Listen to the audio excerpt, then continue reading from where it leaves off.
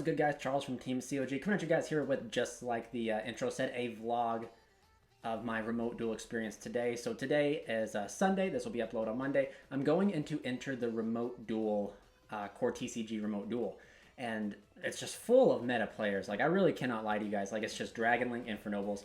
It's very hard, and I thought I'd vlog you guys my rounds tonight and just showcase you. We'd go through, we'd play, then I'd come back after each round and tell you what I played, what happened, etc. So if you guys enjoy stuff like that, please comment down below. So shortly after this, I'm going to jump into my deck list and show you the deck list that I'm taking to the event so that you guys, can see it. But also, guys, remember, if at the end of this video, if you enjoyed this video, to hit the like and subscribe button. Also, guys, I got some other news that I should probably approach. I never like doing this, but I thought I would ask all my fellow listeners and stuff out there. My PC, my laptop, finally, it finally bit, it bit the bullet. It knocked on heaven's door, whatever you want to call it. So I no longer have my laptop to be able to edit and do like live streams and stuff on. So now I'm looking at going into getting another PC so that I can bring you guys consistent live streams and better quality live streams, because it just killed my soul that my quality of my live streams was not that great. And I normally, I would do this all on my own. However, since this is technically a hobby and almost a part-time gig for me, I figured I should probably reach out to my viewers and ask for assistance if available. And if you guys can and want to, there is a Ko-fi link, or coffee, however you want to put it, down below. And what I have with that is anytime someone buys me a cup of coffee through that, I will have a cup of coffee first thing on every video and give a shout out to everybody who donates towards that cause. It's just one of the giants that we have to face here at TEAMCOG. Like I said, this is not my full-time job and everything like that, so I can't just go drop $1,700 on like a good Mac or $1,700 on like a good PC to get this. I have to save up for it, and I plan to save up for it regardless if people can help me or not. However, any sort of support is appreciated, and if you guys cannot support through donations, or if you guys want to support a different way, just by watching this video helps support as well. And also check out the beautiful Breeze Before Iron-Sats playmat down in the description below at the TEAMCOG web store. Use your code COG5 to get 5% off your order. And stay tuned for the new mat that's going to come out on Hallows Eve, which I think you guys will like a lot. Outside that, guys, let's just go ahead and jump into the deck list. I'll discuss everything, and then we just wait for the locals to start. So here we go. All right, guys, so here we go. I'm going to showcase you guys my list real quick and kind of just jump into it and showcase just the list I'm taking. I did a test 10 video of this same list, and some people kind of liked it, and some people asked for the list, so this will be the place where you see the list. And we're just going to touch base on where we can, what my choices are, why I'm choosing them, and all that type of thing. And just kind of explain things a little bit kind of in detail. For this event, I plan to see a lot of Dragon Link and stuff like that. So my current strategy with this list is just to try to win the dice roll as much as I can. And just, if they try to figure out a hand looping going first, I'm going to scoop it up and go into game 2, and then game 3 just side deck really heavy. But I absolutely do not think you can go second in this format. I really, I cannot say enough. You cannot go second. You'll just lose. Flat out, you'll lose. You're better off trying to go first and beating, Infernobles and Dragon Link at their own game, or at least holding them at bay long enough that you can at least do something to get to your win condition. But if you guys like this beautiful playmat that you see right here, the link is in the description. Stay tuned for our new playmat. We're going to actually have 2 big releases. We're going to have another mat, and then there'll be a 2-player cloth playmat, so stay tuned for those as well. But let's go ahead and jump into the list right now. We do have, and I'll just kind of breeze through it and get it all kind of put out here for you guys. We have 3 of every Crusadia, because the one, this deck has 3 of everything. That's 12 monsters, or excuse me, that's 15 starters essentially, because any one Crusadia is a starter, and all you need is an extender after that, and these dual purpose, so you want to max on all of them. I know in previous lists, when I was playing Format Skipper, when Format Skipper was a good starter, and it didn't just automatically allow you to lose to Gamma or Ogre, you could play reduce Leonis down to 2 and 1 to kind of keep the count of the deck count low. But one final honorary mention, I am playing 1 Crown. I always bounce back and forth between World Legacy, World Crown, just simply because I love this card. I think this card is one of the best World Legacy, World Legacy artifacts out there outside of World Legacy, World Chalice. It actually is really good. I've almost considered playing it at more, but it's not a starter, it's only an extender. It's a 2000 body, it's a form of interruption on its own, so it just does a lot for the deck, but you don't want to break up multiples of it. And I think you just have to play Crown, but you have to, there is no ifs, ands, or buts, because Crown can just bait things and force things so easily, and you just want to be able to do that. So, and not only it's a 2000 body, so 2000 attack on the Echo Max is nothing too shabby. Moving on, We are back to 3 Ranru, and the reason that I wanted to play Ranru is because Ranru is forgiving. Ranru is just what allows us to practically bait a hand trap, special Ranru, and then like go our Guard Dragon route. It also allows you to hold the Draco, which Draco is like the single card or a 1-card Echo Max, which is like half of a win condition. So it's just really good to have Ranru to play through those certain hand traps. You're always trying to special this out before you do Draco, because if you like open like 3 cards and one of them is Ranru, that's technically a 3-card combo. You have the ability to hold Draco and then just combo off and still have the Draco in reserve for in case you meet like a hand trap or something like that. But moving on, we do have Parallel Exceed. Exceed is in here because Exceed is what allows us to put down Rafflesia. Rafflesia says no to Gamma, Ogre, Nibiru.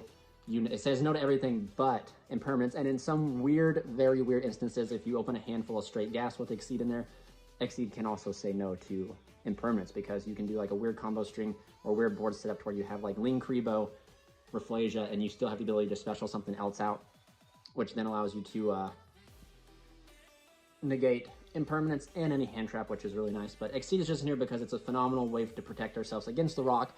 It's a phenomenal way to protect ourselves in general. And then at the very end of the combo, it's just a 1-card rank 4, which is really nice to like finish off our end board. So 3 Exceed is important. Do take note, you can also chain block this card, or in the correct term is construct your chain links appropriately, to where this is 2 and Magius is 1 or something like that. Regulex is 1, allowing your opponent not to be able to hit directly to the Regulex or the Magius. They have to have like infinite impermanence or effect trailer that target specifically. But moving on for the monsters, we have 1 white, 1 black, 1 Red Eyes Darkness Metal. This right here is like the Chaos Dragon package. We are still playing Chaos Space. I know I took it out for familiars, but Chaos Space just gets us a draw, and a draw is consistency.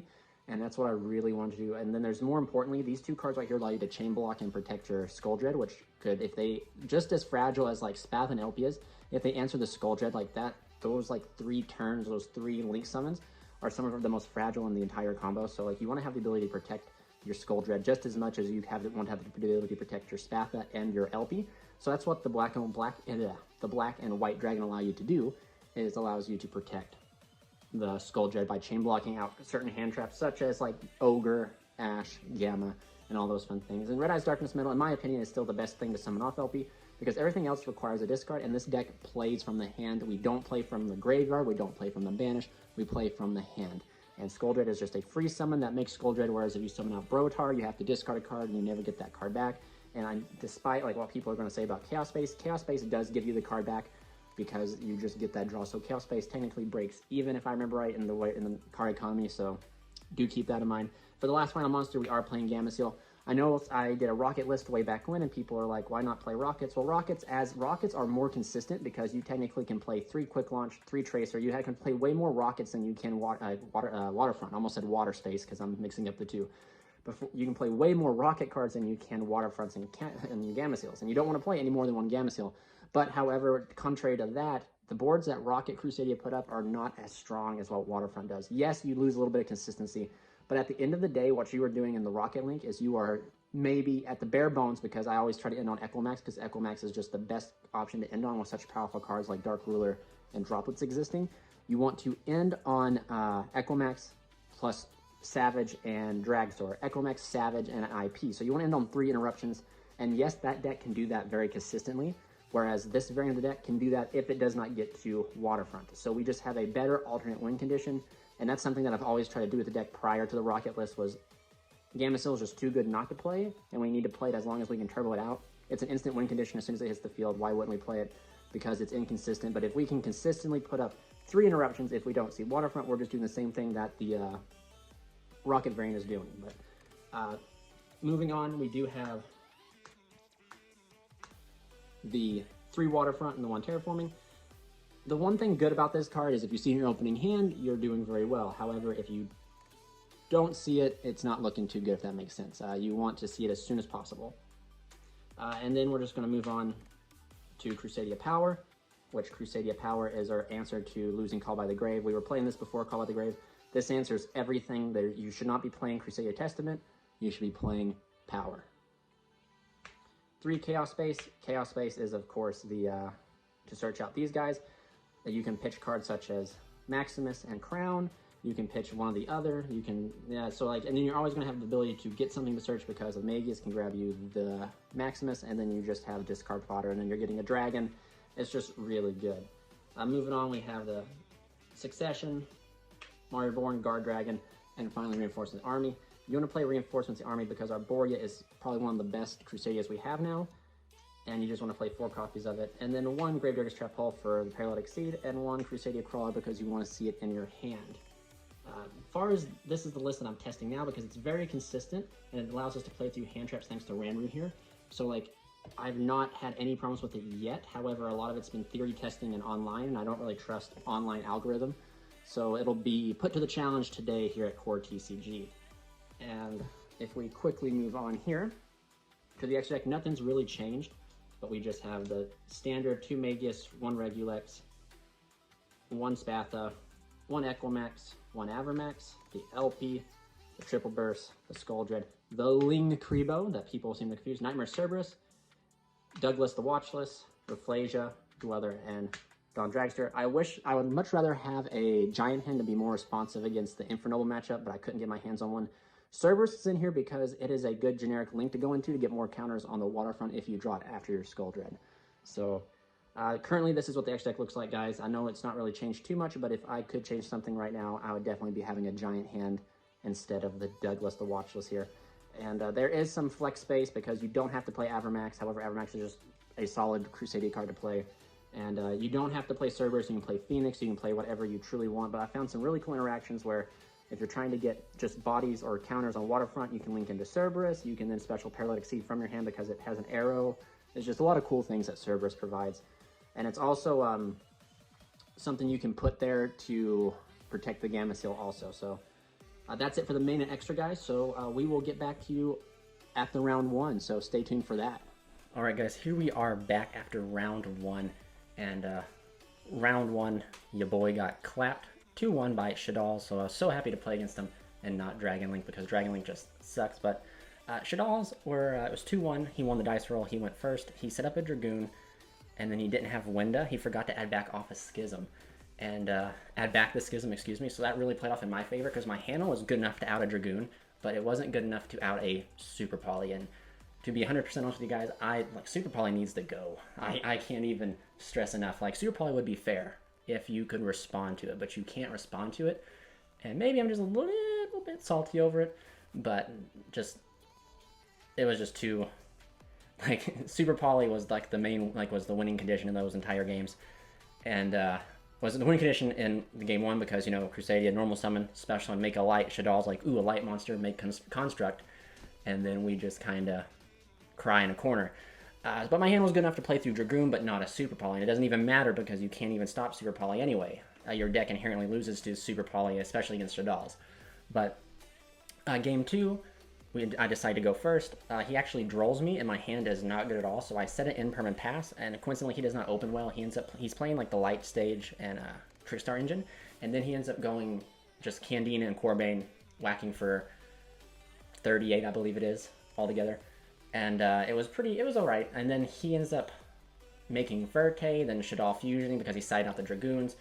And I draw for my turn, and I have Gamma Seal in hand.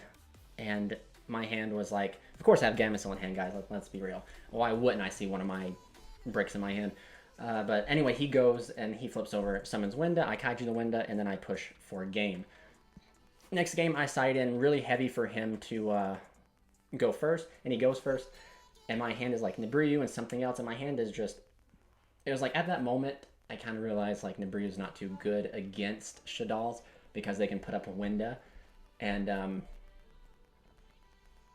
but I was like, okay, so we just set some passes, and I was like, oh, this is not too bad. Like my hand's good enough, like I can push through this because I happened to open like Nibriu, Crusadia Power, or Crusadia Revival, Crusadia Power, and 2 Crusadias, and I was like, oh yeah, I'm going to be able to plow through this easily. But then again, Super Poly to the rescue, Super Poly away my field.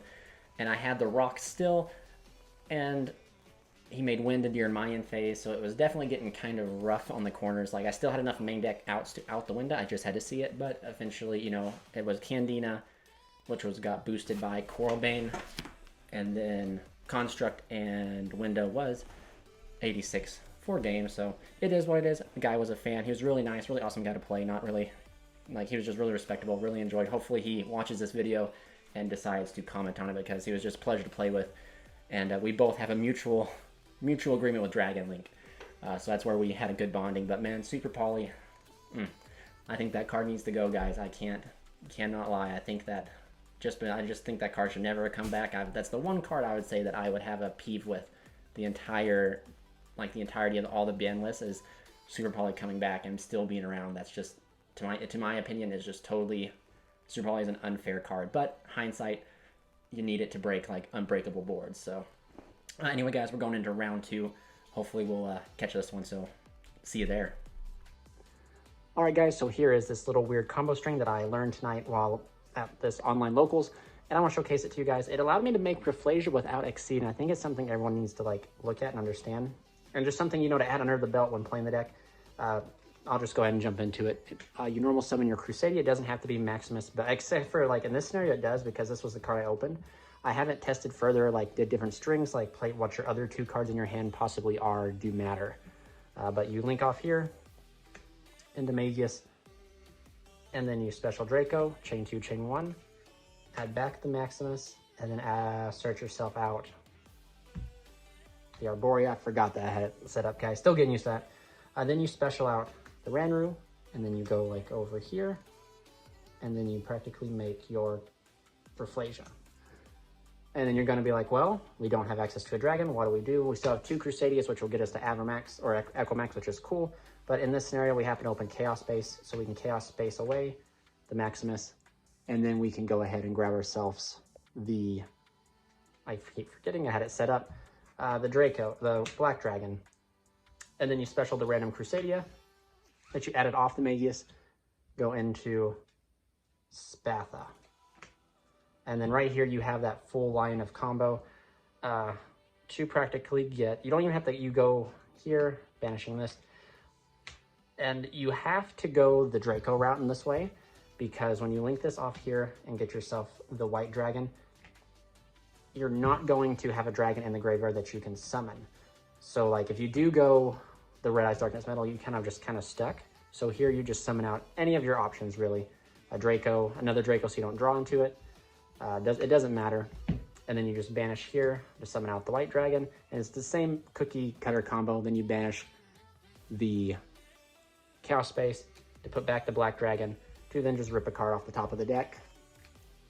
And then you link 4 for Skull Dread, and it's chain block because like you go here, grab Skull Dread, and then get yourself the black dragon, and then draw your 4 cards. So that was something I learned in tonight's like playing at the locals, and that was just really cool. Like I normally like, I kind of believe that without a hand of straight gas, we couldn't make Rafflesia without Exceed. And that hand was just like pretty, that was like a subpar hand. Like, I don't know, like if like this is what you see out of those 4 cards, that means your 5th card. Knowing my luck is, it'd be nice if it's Waterfront, but knowing my luck, it's probably going to be, where's he at? Hold on. It's going to be this. This is like my luck. So like,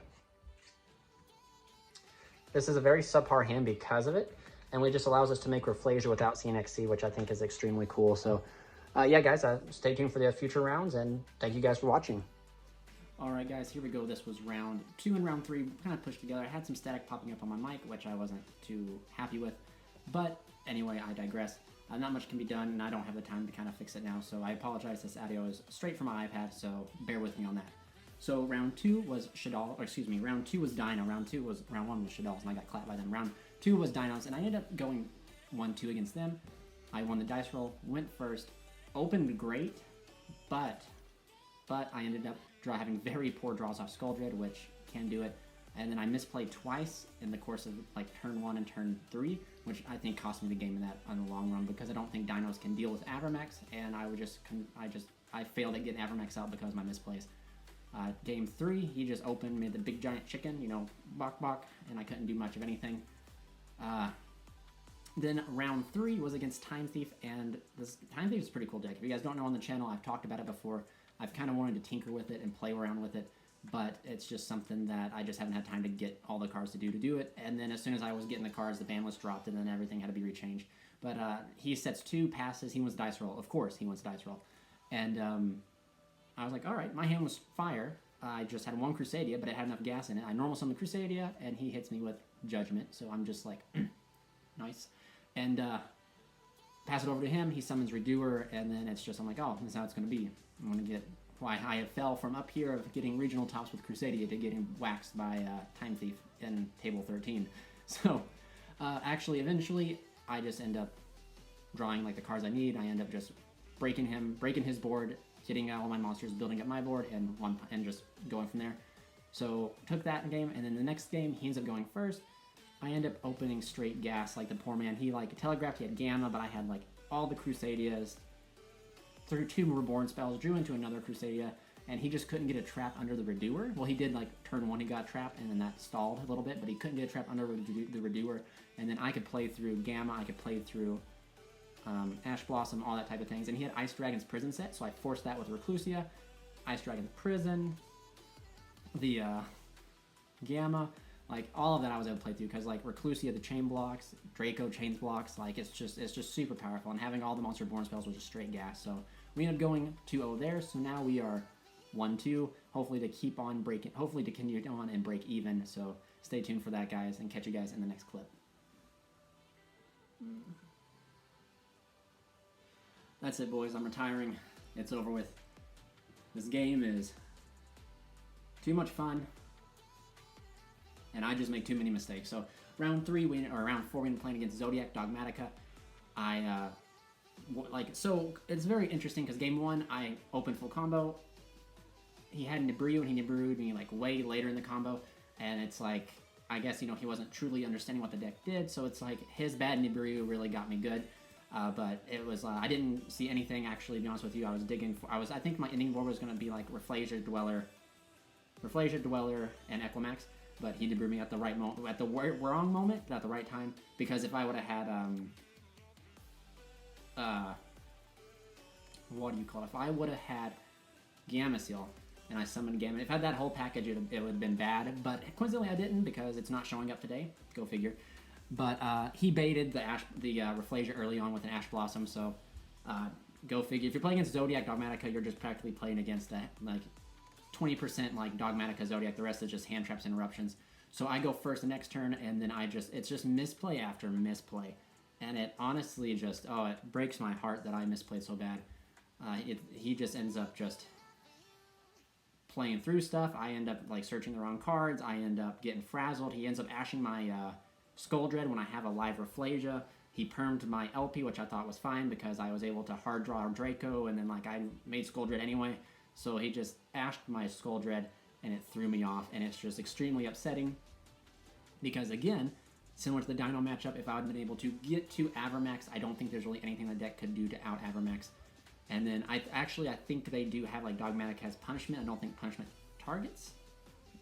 I don't know, but it was bad misplaying on my part over and over again. But again, it's certain interactions since like at my locals we have a lot of Rogue and like not a lot of Dogmatica, or a lot of like these weird like niche variants, or what do you call it, hybrid versions of this deck. You don't really get a lot of good testing at locals. So it was pretty good to test. I'm 1-3 now, and probably still gonna stick it through. Do my best, but there's not really much I can complain about like the deck personally so far to kind of go into it. The deck is performing remarkably. It's just the opponents are just opening straight nuts. That's all there is to it. They're opening straight fire, and I'm misplaying, which you put those two together, it's just practically going to equal a loss. But anyway, guys, we'll stay on into the next round. So thank you guys so much for watching this far. Remember to like, comment, and subscribe if you enjoy this so far. So see you guys in the next one. All right, guys, so round 5 is over with. Your boy ended up going 2-0 in that round. We played against a Mech Lord deck. Yeah, a Mech Lord deck. We were at... not the bottom table, but one close to it. We ended up playing against them. We ended up 2-0 in there. Mech Lords, it was very scary in a sense because the way my record was going tonight, I was like, I'm about to get beat by Mech Lords because I don't know what this deck does. But I coincidentally go first. I end up doing the whole shebang, full combo. He does try to Ash, but you have power, so power is just like the immediate answer to everything. And then I just go full combo, and he goes first. The game, like after the game 1's over with, he decides to go first, and he says he bricks, so like I believe him because I don't know what Mech Lords do. So he just ends up passing just straight up, and I was like, oh, it's free real estate, awesome. I was like, man, you're in perfect distance for some crusading going on. And I ended up punching him for like 58 Gamma Seal Equimax full of shenanigans.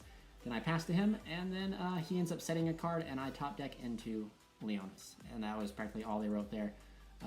Dugaris, so like one thing, I'll touch base, like one thing I'd like to change in the deck is I actually did miss Link Spider coming up. And the one really big flex spot the deck really has is like Dugaris.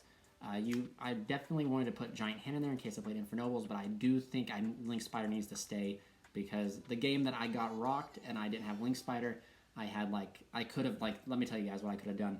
It was just blows my mind now thinking back at it. I could have linked into, I had like 3 cards left in hand. I could have linked up into Link Spider, special the Reclusia from my hand in game 1 against Shadal, gone up into Regulex, except for it didn't matter at that moment because now that I think about it, he Nibrewed me after I got to Regulex through my combo. But if he didn't, I could have got to Regulex, I could have Reborned, climbed up into Equimax, special Draco to grab back Maximus, overlay Dweller, and I would have had a Crawler, so that would have been perfect right there. You couldn't ask for more, but I didn't have Link Spider, and he Nibrewed me at the wrong time, so hindsight, it doesn't matter, but I definitely did miss the Link Spider in the extra deck, so I think Link Spider might be put back in here. Infernobles is just kind of a rough match, and I don't know how I feel about that match. I actually really do enjoy the deck. I just feel like it's nothing more than Link Cross Halifibrex combo lines and stuff like that. So once Konami decides to answer those, I'm very curious to see what Infernobles can do. Even though I didn't see a single Infernoble today, I actually saw a very majority of Rogue matchups, which is quite surprising because this deck is really good against Rogue, but I guess when you open Mediocre and your opponent opens straight Fire, Fire's going to beat Mediocre, so it is what it is. I had a great time, so guys, please remember if you enjoyed this to like, comment, subscribe, and remember guys, if you want to support the channel, link is in the description below if you want to guys go donate a coffee to help me get a new Mac or new PC. It's down there. Also a link to the playmats also down there. So again guys, if you guys enjoy this type of vlog, I know I want to add some cuts in there in between, and I know I have a one showing an interesting combo or interesting play scenario that came up earlier, added in the middle. So if you guys enjoy this type of vlog, let me know. I'll look to do this as a weekly routine. So this is Charles from TEAMCOG, signing out.